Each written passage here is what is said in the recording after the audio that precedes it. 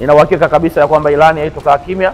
Irani nayo itajaribu kujibu mashambulizi, na hatujui vita hivi vitaelekea wapi. Mtu wa Mungu, leo hii ikiwa ni Ijumaa ya tarehe 13 mwezi wa 6 mwaka 2025, dunia imeamka ikikutana na habari ambazo sio nzuri sana katika mustakabali wa maendeleo na ustawi katika mataifa na falme, na si habari nyingine bali ni habari ya taifa la Israeli kulishambulia taifa la Irani katika majira ya asubuhi ya Ijumaa ya leo, kama ambavyo nimeweza kuweka bayana. Na swala hili sio swala ambalo mimi na wewe yatupasa kulifurahia ama kulichukulia katika namna ya kishabiki ya udini ama ukanda.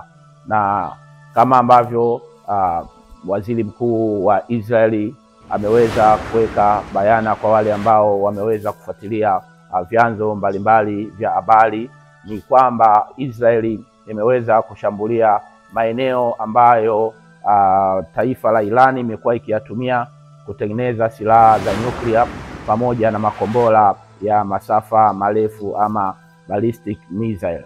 Lakini sambamba na taifa la Israeli ama jeshi la Israeli kushambulia maeneo hayo ambayo taifa la Irani linatengeneza nyuklia, vile vile taifa la Israeli likiongozwa na wanajeshi wake wameweza kushambulia viongozi wakuu wa kijeshi katika taifa la Irani. Na mpaka sasa habari ambazo ninazo ziko confirmed ni kwamba viongozi wakuu 3 wa kijeshi katika taifa la Irani wameweza kuuawa. 3 top military chiefs have already been killed.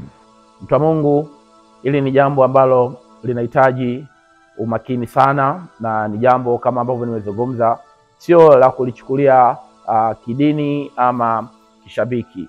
Na mpaka sasa hivi hatujui nini ambacho kinaweza kikatokea katika ukanda wa Mashariki ya Kati, kwa sababu unapozungumzia vita kati ya Israeli na Irani unazungumzia vita ambavyo vinaweza vikasambaa na kuathiri ukanda wa Mashariki ya Kati. Na Mashariki ya Kati ikishakuwa affected, ikishaathirika, uwezi ukajua nini ambacho kinaweza vile vile kikatokea katika mustakabali wa kidunia. Na nilikuwa ninasoma katika vyanzo mbalimbali vya habari, nikagundua ya kwamba Israel imetumia zaidi ya drones 100 kushambulia taifa la Irani katika hii operation ambayo nilikuwa nikimsikiliza waziri mkuu wa Israel Benjamin Netanyahu akisema ya kwamba hii ni operation Rising the Lion, operation ya kumuinua simba ambaye alikuwa amelala. Lakini haya yote nitakuja kuyazungumzia katika mapana, mtu wa Mungu. Lakini hapa ningependa tu ujue ya kwamba sasa ni wakati ambao mimi na wewe yatupasa kufungua masikio yetu, kufungua macho yetu na kuanza kufuatilia habari hizi kwa mapana yake, sambamba na kujua nini ambacho tunatakiwa kukifanya, especially sisi ambao ni watumishi wa Mungu pamoja na wana wa Mungu. Yawezekana ukawa unajiuliza kwa nini mtumishi wa Mungu ameamka na habari hii. Ukisoma kile kitabu cha Mathayo sura ya 24 kuanzia mstari ule wa 6, wa 7 na wa 8. Mathayo sura ya 24 mstari wa 6, wa 7 na wa 8, maandiko yanasema nanyi mtasikia habari za vita na matetesi ya vita, angalieni msitishwe, maana haya hayana budi kutukia, lakini ule mwisho bado.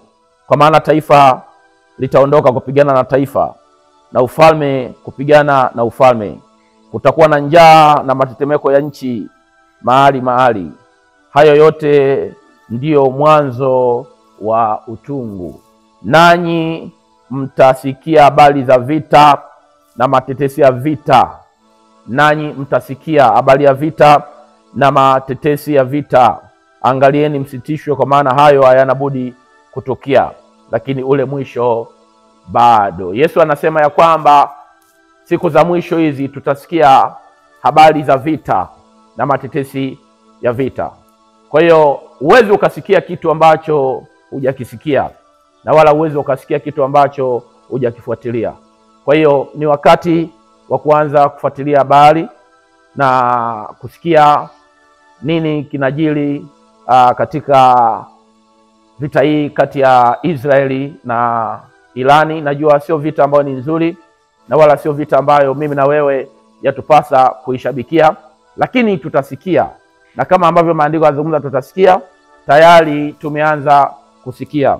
Na yako mambo mengi sana ambayo yana lugha ya kinabii ama yana sura ya kinabii kwa habari ya hiki ambacho kimetokea, na nitakuja kuzungumzia mapana kwa habari ya mambo ya kinabii yanayohusiana kati ya Israeli na taifa hili la Irani, na mlengwa wa kinabii ambao unahusisha vita kati ya Irani na Israeli ni nini. Kwa hiyo ninaomba utege masikio yako vyema. Vile vile mimi mpako mafuta wa Bwana MWB James Onea nitakuwa nikikuongoza vile vile katika maombi ya kuliombea taifa la Israeli na kuombea wananchi wa taifa la Irani. Narudia tena, mimi mpako mafuta wa Bwana MWB James Onea ambaye ninaongoza ibada za gurudumu la kinabii, nitakuwa nikikuongoza katika maombi ya kuliombea taifa la Israeli sambamba na wananchi wa taifa la Irani. Ninaomba uendelee kuwa attentive, na ninaomba uendelee kufuatilia mapana kwa habari ya jambo hili. Nina uhakika kabisa ya kwamba Irani haitokaa kimya. Irani nayo itajaribu kujibu mashambulizi, na hatujui vita hivi vitaelekea wapi. Baki umebarikiwa sana, mtu wa Mungu. Amen.